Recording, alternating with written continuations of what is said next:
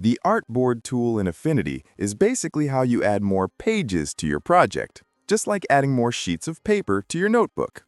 When you select the Artboard tool, you'll see a little plus icon, and clicking it creates a new artboard instantly.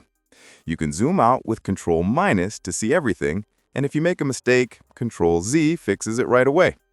You can also click and drag to draw an artboard in any size you want, which is super helpful when you need different page sizes in the same project. In the Layers panel, each artboard shows up separately, and whatever shape or design you draw will stay inside the artboard you've selected. If you want to delete something, just select it and click the trash icon. If you delete an artboard, Affinity will ask if you want to remove the objects on it or keep them so you can move them somewhere else.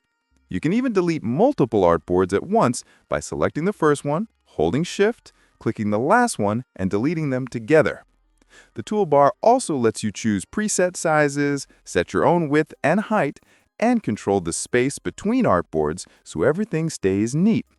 This tool is perfect for making front and back designs, multiple thumbnails, or any project where you need more than one page. And hey, before you go, tap like, hit subscribe, and let's keep learning Affinity together.